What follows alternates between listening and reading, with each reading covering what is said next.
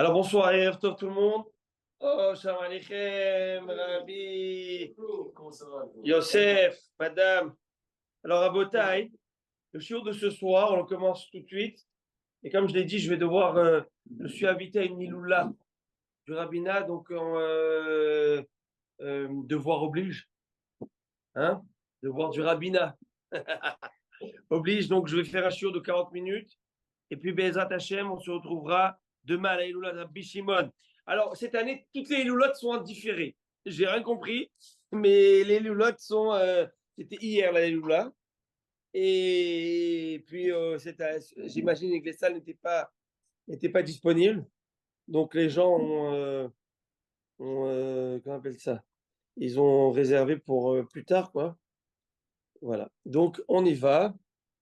On y va, Rabotai. Monsieur Znati, comment allez-vous? Très bien, merci. Vous avez un très très joli costume. Ah, c'est gentil, vous aimez? Oui, Eh bien, on fait shopping comme vous voulez ensemble. bien, bien rasé. J'ai attendu les 33 jours du Homer. Il fallait, non? Ah oui, Noblesse oblige. que Dieu vous garde. Ah, amen également, également. Baruch atah Adonai Eloheinu melech haolam shehakol nהיה bidvaro. Amen. Alors que vous le sachiez, au départ, j'ai dit je ne vais pas faire show aujourd'hui parce qu'avec les loulottes, etc. Mais après, j'ai dit bon, je vais faire mon show. Peut-être raccourci, mais je le fais. Pourquoi? Parce que je me souviens. Et j'essaye au maximum, si possible, de ne pas les annuler. Pas d'annuler, de ne pas, même s'il y avait l'averse et l'orage, je me suis dit personne, mais au moins, on essaie de maintenir une personne qui écoute Torah, moi inclus, c'est déjà gagné. Et puis aussi parce que, comme on est à la fin, j'ai toujours le sentiment que il y a un Yetzer Hara qui te bloque à achever ton étude, tes tâches. C'est comme ça. Toujours, au départ, tu as un élan, et vers la fin, le Yetzirah, il essaie de te bloquer. Comment s'appelle le Yetzirah? Il a un nom, le Yetzirah, vous le savez. C'est un ange qui a un nom que je vais épeler par des lettres. Et il s'appelle le Samer Mem Aleph Lamed. Sam, puis après quel? Baruch Rabba, Rabbi Aaron. Ah, David! C'est incroyable ça! Mais je suis tellement heureux de te voir. En plus, avec cet orage. Eh ben bravo, Azak Baruch. Alors, je disais, pourquoi j'ai insisté de faire le show avec tout cet orage, et en plus, je vais raccourcir, parce que je suis allé au du rabbinat, mais j'ai dit que le Yitzhara, il essaie de toujours nous bloquer à terminer les choses. Surtout les fins de Maseret. Samer, Mem, Aleph, Lamed, c'est le nom du Yitzhara. C'est les initiales de Siyum, Maseret, En Laasot. Siyum, Maseret, clôture du traité, il ne faut pas le faire. Parce qu'en fin de compte, ça, c'est la grandeur du Yitzhara, c'est sa force. C'est que toujours une personne, que ce soit dans l'étude de la Torah ou dans tout ce qui est spirituel, allez, il y a un nouveau cours, il y a quelque chose de nouveau, j'y vais. C'est un peu comme le régime. Vous avez remarqué? Allez, les nouveaux régimes, tu sais quoi, je suis à fond, healthy, je mange des fraises de matin, des blueberries en après-midi, ma femme est en train de faire plein de travaux comme ça, les concombres, rien on va prendre, pas de Coca-Cola à la maison, maximum de l'eau pétillante aux saveurs de citron, et on s'arrête là. Mais, tu sais, une semaine, 2 semaines, 3 semaines. Après, tu sais toujours, les gens ont du mal avec la constance. Et bien, la grandeur d'une personne, c'est la constance. Une personne est mémorable grâce à quoi? Grâce à sa constance. Et on avait vu l'autre fois dans le dernier limoud des études qu'on a demandé à un rave qu'est-ce qui t'a permis d'avoir une si longue vie, une longévité. Il a dit de ma vie, je n'ai pas pris la synagogue comme raccourci. Voyez par exemple, on avait étudié le dernier chiot, on avait expliqué que la synagogue, on ne peut pas l'utiliser comme raccourci. Par exemple, s'il pleut. Un exemple, il pleut. Tu sais quoi, je veux m'abriter de la pluie. Ben, la synagogue, elle est ouverte, j'y vais, je rentre. Eh bien, non, tu ne peux pas le faire que pour ça. Tu vas ouvrir un télim, tu vas faire quelque chose. Où il fait chaud, je veux la clim. La synagogue, la clim. Donc, alors, pourquoi je parle de cet homme? Cet homme, il a dit de ma vie, je n'ai jamais pris de raccourci par la synagogue. C'est-à-dire que je voulais arriver d'un point A à un point B, où tu passes par la synagogue et tu gagnes toute une rangée de maisons, où tu dois faire tout le tour. De ma vie, je n'ai jamais pris ce raccourci. Et qu'est-ce qu'on voit d'ici? cette idée, déjà, de ne pas prendre de raccourcis dans la synagogue, donc Dieu ne t'a pas raccourci ta vie, mais c'est surtout l'idée de miyamai, de ma vie. C'est-à-dire que dans sa vie, c'est important de faire. Tu n'es pas obligé d'être le héros en faisant des choses exceptionnelles, mais fais quelque chose qui paraît anodin, mais sur le temps, sur la durée. Et ça fait de toi un héros. Ça fait de toi un héros. Parce que de faire des choses exceptionnelles de manière ponctuelle, on peut tous le faire, normalement. Tu sais, on peut tous se dépasser. On va le faire. Mais se dépasser tous les jours, tous les matins, la tefila, tous les matins, ah, mais c'est dur, mais c'est tous les matins, tous les jours, matin, midi, soir, tout, quelque chose qui paraît pas, ça va. Eh ben non. Combien de fois le rabbin Mana a parlé lorsqu'il faisait les obsèques ou les oraisons funèbres sur des personnes qui méritaient des vrais éloges, comme justement on avait étudié que, attention, on avait étudié en tout cas, attention de ne pas faire des éloges qui n'ont pas leur place, hein. Un éloge, une oraison funèbre, qui est tu tartines là, sur le gars. Eh là là, bah, c'est pas bon du tout pour sa neshama ni pour toi inclus. Eh, tu flattes qui? Il arrive là-haut, il dit c'est bizarre, hein, tu as trompé tout le monde ou quoi? Tu t'es fait passer pour le grand saint alors que tu es le grand singe. Quoi tu parles? C'est pas bon ça. Faire attention. Donc faut pas trop exagérer. Il faut dire les choses et mettre. Et souvent, quelque chose qui est incroyable, c'est lorsqu'on dit par exemple cette personne est à la synagogue tous les matins. Il ne manquait pas. C'est incroyable. Pour moi, ça, c'est le héros de la vie de tous les jours. Et puis, je pense que vraiment la vraie joie de vivre, si on cherche la joie de vivre, que ce soit dans la spiritualité ou même après dans le matériel, hein, mais c'est la constance. Et d'où je le sais? Je me suis dit, c'est écrit dans le Birkat Alevana. Birkat Alevana, c'est la bénédiction que l'on fait pour la lune. On dit comme ça: Sassim usmichim la sod retzon konehem, poel emet shepeulato emet, וללבנה אמר שתתחדש עטרת תפארת לעמוס בתם, שגם הם עתידים להתחדש כמותה ולפאר ליוצרם עד שם כבוד מלכותו. ברוך אתה השם, יחדש חודשים. Qu'est-ce qu'on dit? On dit les astres, dont la lune, et sont heureux, Sassim usmichim la sod retzon konam, sont heureux de faire la volonté de leur créateur. Smichim, Sassim usmichim la sod retzon konam, sont heureux et fiers de faire la volonté de leur créateur. Poël et Met, ce sont des ouvriers fidèles. Il n'y a pas un jour où la lune, elle te dit, tu sais quoi, vas-y, ou le soleil, par la grasse matinée, là, je suis un peu fatigué. T'imagines un jour comme ça? C'est un dérèglement climatique. C'est un dérèglement du monde. Putain, possible. Avec une heure qu'ils enlèvent, vous savez, d'été, d'hiver, c'est toute une polémique. Est-ce qu'on la fait? Est-ce qu'on la descend? Est-ce qu'on rajoute cette heure? Ça a des répercussions économiques énormes. Vous savez combien de lampadaires sont allumés en soirée? En matin, à l'aube, si tu rajoutes une heure, donc les gens se lèvent un peu plus tard, pas besoin de laisser allumer. Vous voyez? Il faut voir. Ça fait des répercussions économiques énormes. Pas que sur ça, dans tout le travail. En tout cas, qu'est-ce que je dis ici? Ils sont heureux, Poël et Met, des ouvriers fidèles. C'est quoi un ouvrier fidèle? Rachid dit, chez Lochinu Sidram, Masret Sanhedrin, qui n'ont pas changé leur ordre. C'est-à-dire, tous les matins, le soleil se lève, la lune sort le soir, avec les étoiles. Et je me suis dit, ça c'est mon petit grain de sel. Tu sais ce qui fait qu'ils sont heureux? Sassim ou Smechim, qui sont heureux. C'est une image, ok? C'est quoi qui fait qu'ils sont? C'est chez Lochinu Sidram, c'est qu'ils n'ont pas changé leur ordre. Ils sont constants. La constance, ça te rend heureux. Et je lui ai dit, et un des problèmes de nos jours, c'est qu'on est une génération, j'allais dire, du zapping. Le zapping, c'est tu passes 10 émissions en une seconde. Aujourd'hui, ton YouTube, tu vas le mettre fast forward, écouter ton podcast plus rapidement. On veut changer rapidement, on veut varier rapidement, on se lasse facilement des choses. Et c'est un problème de la constance. C'est être constant, être bien dans sa peau et faire la chose. Si tu sais ce que tu es en train de faire, c'est bien, fais-le. C'est très, très dur. Mais ça, c'est un travail de toute une vie. Alors maintenant, on y va. Ah, Rabbi Aaron, est-ce qu'il pleut dehors?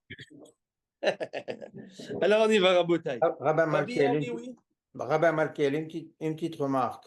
Mhm. Le fort du judaïsme, c'est pas justement de se dépasser, d'aller, de ne pas se contenter de la Mais constance et de faire de plus en plus non, mieux. mais c'est là est l'erreur. C'est ça que j'essaie d'expliquer. La constance, c'est un dépassement.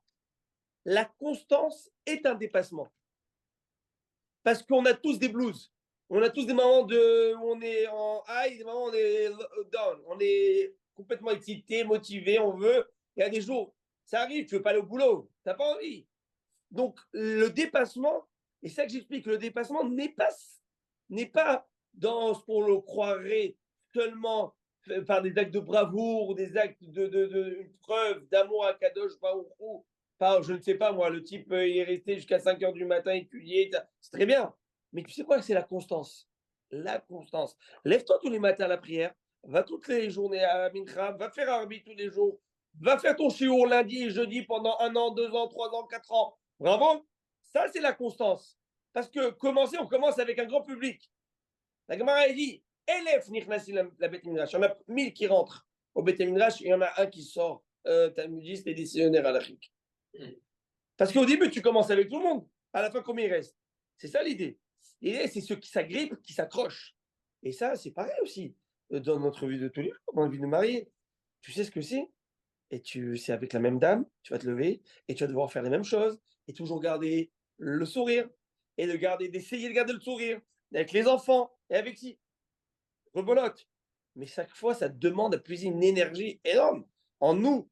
Et ça, c'est ça pour moi le vrai dépassement. Parce que ponctuellement, on peut tous faire, comme j'ai dit, des actes d'héroïsme. Le vrai héros, c'est celui qui arrive à prendre. On a l'impression. Vous savez, il y a, il y a écrit comme ça. Aaron a Cohen a allumé les bougies de la menorah. Oui ou non? Parachat Be'alotecha. Be'alotecha tanerot, moula menorah, yeru shevat tanerot. Tu allumeras les 7 branches du candélabre. Après, écrit Vayasken Aaron. Aaron a fait cela. Rachid dit Aaron a fait ce qu'on lui avait demandé. Ok, bravo. Rachid de dire Melamed, Shifro chez Aaron, chez Loshina. Ça vient nous dire quoi? Que Aaron il a fait ce qu'on lui a demandé.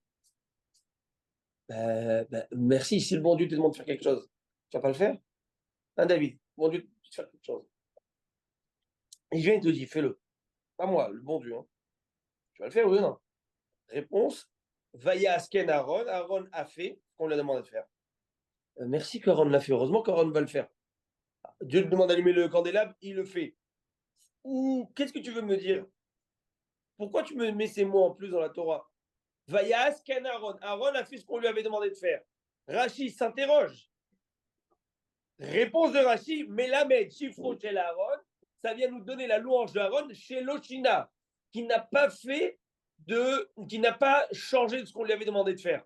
Je resurenchéris, je repose la question. Encore heureux qu'il ne va pas changer de ce qu'on lui a demandé de faire. Pourquoi il va changer de ce que le bon Dieu lui a demandé de faire? Nous dit le Rav Aaron Kotler. Vous connaissez le Rav Aaron Kotler? C'est le grand rabbin, celui qui a édifié la ville de Lakewood, dans le New Jersey. Plus de 100 000 étudiants là-bas. 100 000 juifs qui vivent. Oui ou non? C'est lui qui a édifié, qui est venu de l'Europe de l'Est, qui a construit. C'est Lakewood, il y avait Ramoshe Feinstein, etc. Il a dit c'est quoi la grandeur de Aaron? Le Rashi explique pour nous faire la louange de Aaron qui n'a pas changé. C'est pas une louange, c'est normal qu'il ne va pas changer ce que Dieu lui demande. Réponse c'est qu'il n'a pas changé dans son attitude. La même attitude, le même comportement, le excès de zèle, j'allais dire, qu'il avait au premier jour. C'est comme cet enfant qui met les filles à la bar mitzvah. Tu te rappelles ta bar mitzvah?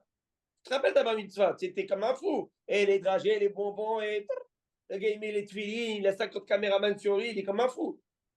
Le lendemain, quand il n'y a plus de caméra, il n'y a plus rien, comment tu les mets? Est-ce que tu les mets en 3 secondes, chez Israël, et tu te barres? C'est ça ton truc? Ou c'est le talit? Est-ce que c'est les tefilines? Tu comprends ou pas? Je ne sais plus si c'est une fila ou c'est un zimoun, ce que tu viens de faire. En 3 secondes. Donc, c'est la grandeur de Aaron chez Loshina, des années, le même ouvrage, mais avec la même intensité dedans, la même profondeur, la même envie, la même motivation.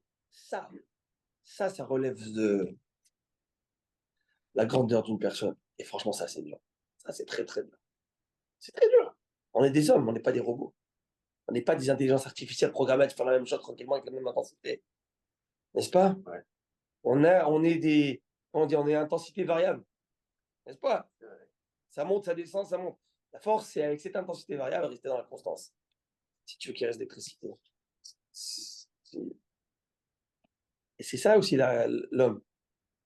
Akadosh Baruch Hu, il veut qu'il y ait cette intensité variable. Et dans cette intensité variable, il veut qu'il y ait.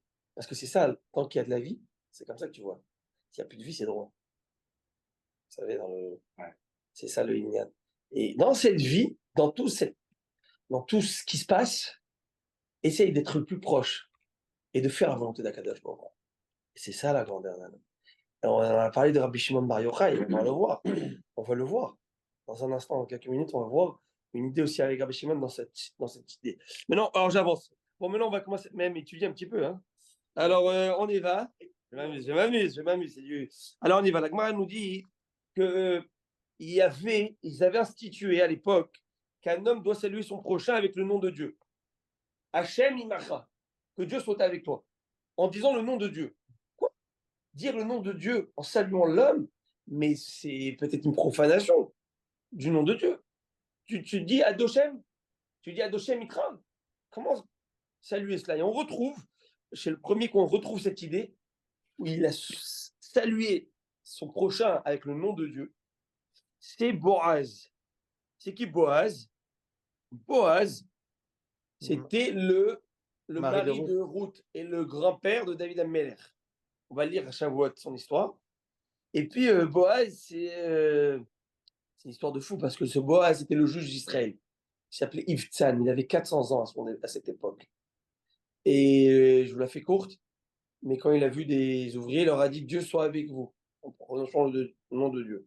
Donc on voit que Boaz, qui était juge d'Israël, il a fait cela, donc c'est sûr que c'est bien ce qu'il a fait, quoi. Tu vois? Je sais pas moi, tu vois pas Vassili faire quelque chose. Tu te poses la question? Si c'est permis, c'est pas permis? Tu te poses pas la question, non?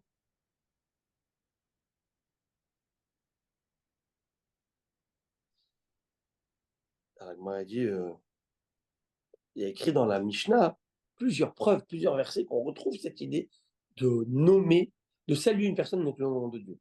On retrouve le verset de Boaz, mais on retrouve d'autres versets, d'autres preuves, des preuves supplémentaires. On va le voir lesquelles. Et la Gemara tout de suite s'interroge, elle va me dire attends, je ne suis pas bouché. Pourquoi tu me donnes 3 preuves, 2-3 preuves pour la même déclaration, le même halakha? Je comprends. Réponse de la Gemara non, le Tana vient te rassurer. Ne viens pas penser que Boaz, ma Boaz midarate des nafshe kamar, si tu dis que Boaz a prononcé ce salut de sa propre initiative, c'est-à-dire que sans aucune source dans l'écriture et dans la Bible, et il s'est permis de faire quelque chose que ça n'engage que lui, mais tu ne peux pas prendre de lui, parce qu'en fait, la grandeur des Chachamim, c'est de tout remettre en question, mais de se soumettre en même temps. C'est incroyable. C'est juste vous y pensez, parce que nous, qu'est-ce que les Lumières? Parce que c'est les Lumières. C'est pendant la Révolution, les Lumières. En France, les Lumières, Rousseau avait toute la clique là-bas. Donc les Lumières. Qu'est-ce que nous a donné les Lumières? Eh bien, des révolutions. Chez nous, les plus grandes Lumières, ça a donné une soumission à Dieu. Plus tu approfondis l'étude de la Torah, plus tu connais, et plus tu vois la grandeur de Dieu, et plus tu te soumets à Dieu. Moins tu connais, et plus tu te révoltes. C'est très simple, on l'a dit. Celui qui a la Emouna n'a pas de question, celui qui n'a pas de Emouna n'aura pas de réponse. Ça s'arrête là. Ça s'arrête là. Nigma, tu n'as pas d'Emouna, ne cherche pas de réponse, tu n'en auras pas. Parce que la réponse, c'est Emouna. Et si tu as des questions, si tu as la Emouna, tu n'as plus de questions. C'est comme ça que je crois décider. Ah, maintenant, on y va. Je vous donne Chazak ou Baruch. En vélo ou en vélo? Ah, c'est ça, non, je vous fais dire. Maraboul, c'est il a pris le vélo. Alors, Gemara dit Guidon. Vous connaissez Guidon? Guidon, c'est un des juges d'Israël. Gédéon. Gédéon, Chazak ou Baruch. Guidon dit il y a un malach qui vient le voir, qui lui dit écoute, mon gars, tu vas prendre le leadership du Ham Israël. Dieu sera avec toi. Et comment l'ange, le malach, va le saluer?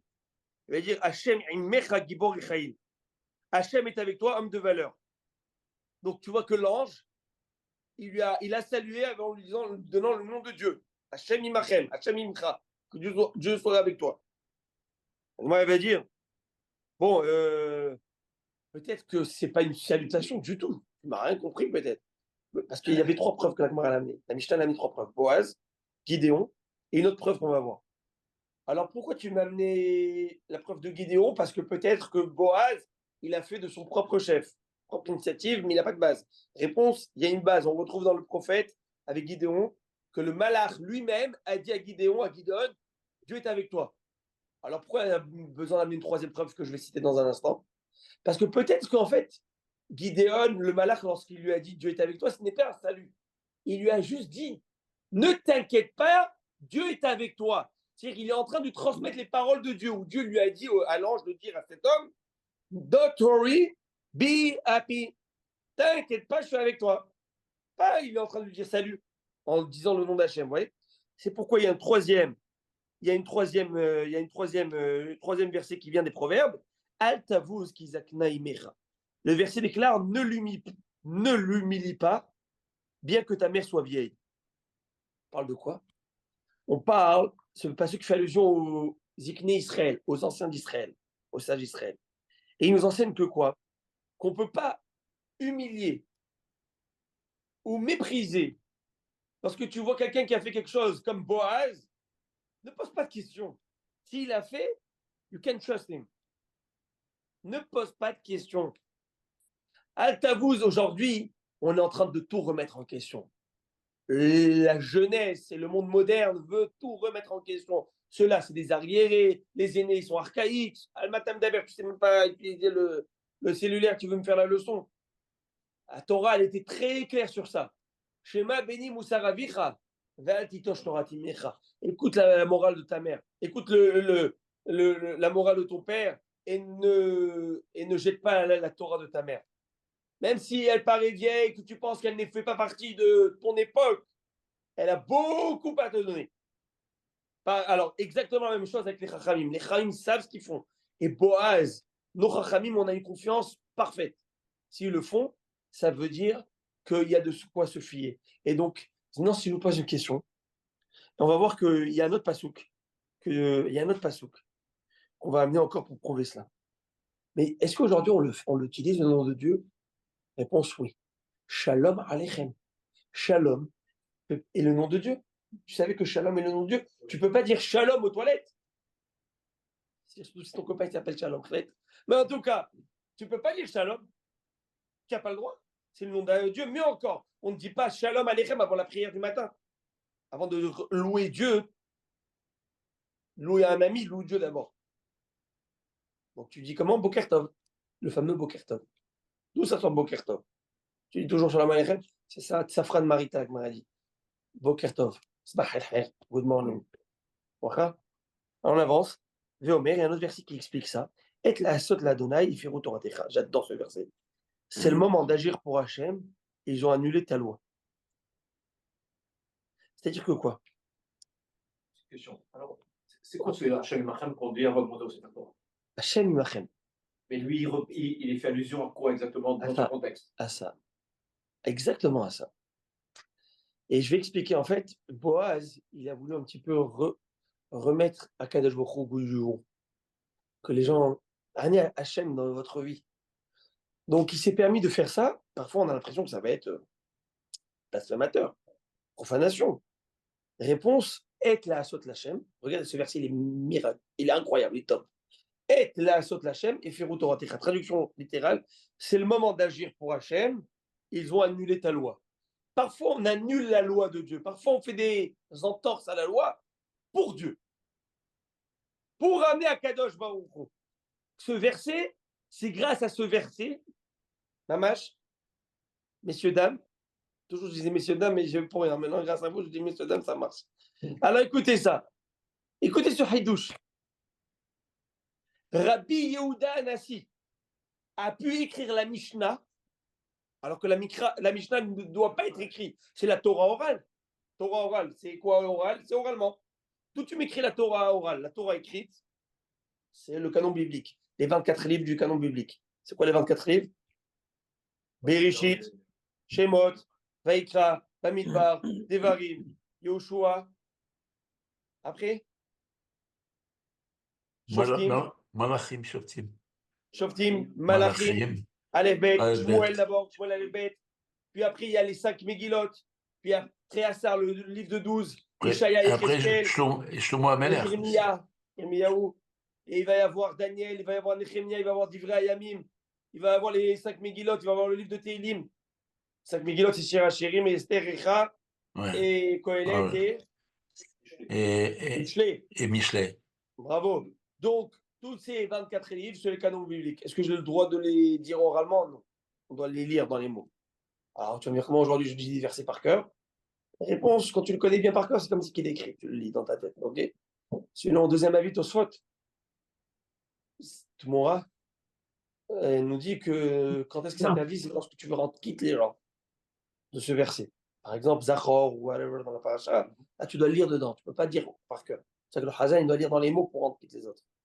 Mais la Torah orale, c'est oralement, transmission de père en fils, de maître en élève. Pourquoi la Torah, elle devait être orale? Parce que si elle n'est pas orale, tu sais ce qui se passe? Elle est écrite. Au-delà du contact humain, ben, elle reste dans les. Regarde comment elle est beau, cette bibliothèque. Tu prends un livre, tu fais comme ça de la poussière. Dieu veut que la Torah soit vivante. Une Torah vivante. Et si tu sais que si tu n'enseignes pas à ton fils, le patrimoine ancestral va se perdre, notre Torah ne va pas être véhiculée, et ben tu te mets à l'étude et tu commences à enseigner. Mais si c'est dans les livres, tu t'inquiètes. Au pire, si j'ai un problème, je vais voir le code pénal. Je vais voir Gomara. Oui, le code pénal, les gros trucs, après, ils connaissent par cœur ou quoi? Non, si j'ai un problème, j'ai pété, fais la magistrat. Quand je ne veux pas, voilà, les écrits restent. Hachem, il veut que nous étudions, nous transmettons. Alors maintenant, vous avez dit quoi, Rabbi Aaron? J'ai dit que les paroles s'envolent et les écrits restent. Exactement, mais chez nous, on fait vivre. Pas qu'ils s'envolent, on les fait vivre. Les écrits restent dans la bibliothèque. Nous, on veut vivre avec. Mais Rabbi Udanassi, il a vu destruction du temps, exil. Il a dit, mais relève l'histoire. Mais c'est pas possible. On va perdre toute la Torah si on n'écrit pas nos lois, nos règles, nos coutumes, nos pratiques. Il a dit, je vais l'écrire. Mais comment tu peux l'écrire? Torah, Shebe'abi, Atar, Racha, et Kotva. Une Torah orale, tu ne peux pas l'écrire. Et il est tombé sur ce verset de David Amelech. Et la sot la donai et faire Torah Techa. C'est le moment d'agir pour Dieu. Là, je le fais pour Dieu, pour notre Torah. Et faire Torah Techa, je n'ai pas le choix que d'annuler la Torah. D'annuler ce précepte-là, je vais l'annuler pour faire vivre une Torah. C'est comme un petit peu, si je peux me permettre, Mordechai et Esther. Esther dit à Mordechai, écoute, pour arrêter la solution finale d'Aman, tu vas devoir jeûner 3 jours. Jeûner Pessah. Mais Pessah, je dois manger la matzah. Comment je vais faire pour manger la matzah? Il dit, écoute, il y a 2 choix. Tu manges la matzah cette année, tu ne la mangeras pas pendant 10 000 ans. Tu ne la manges pas cette année, tu la mangeras pendant toutes les ad vitam aeternam. Et tu as raison. Et la asot Hachem et faire Torah Techa. Amar Rava, il dit, il est magnifique ce verset. Il y a 2 manières d'interpréter ce verset.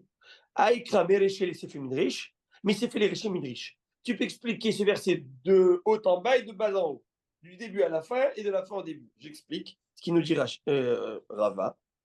Et la asot Hachem, Mataam, Mishum et Torah Techa. Tu peux expliquer comme ça. Et la asot Hachem, c'est un moment d'agir pour Dieu. Tu sais pourquoi? Et Firu Torah Techa, parce qu'on a annulé ta loi. C'est-à-dire que quoi? Ça veut dire que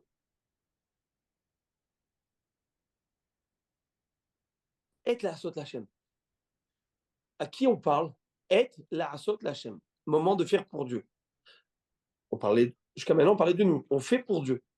Mais là, ce verset, il peut se comprendre comme ça. C'est maintenant à Dieu de jouer. Et la asot Hachem.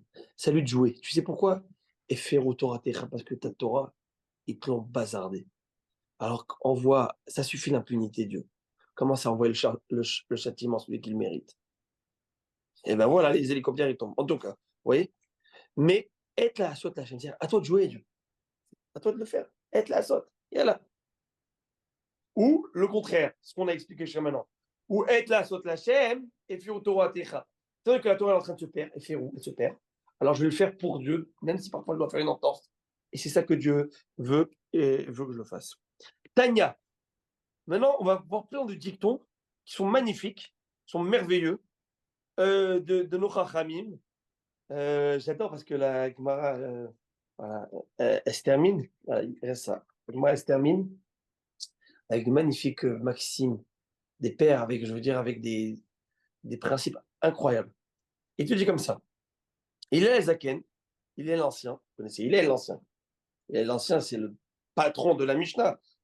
C'est grâce à lui, la halakha, elle est comme lui. Bet Shammai, Bet Hillel, la halakha est comme Hillel. Il était beaucoup plus cool que Shammai. Et Hillel, quelle patience. Personne n'arrivait à le mettre en colère. Personne. Même des gens qui ont parié pour qu'ils se mettent en colère. Le gars, il a perdu le pari. Il a dit, ah, Hillel, tu m'as fait perdre de l'argent. Il a dit, je préfère que tu perdes 1000 fois, je ne veux pas me mettre en colère. Jamais.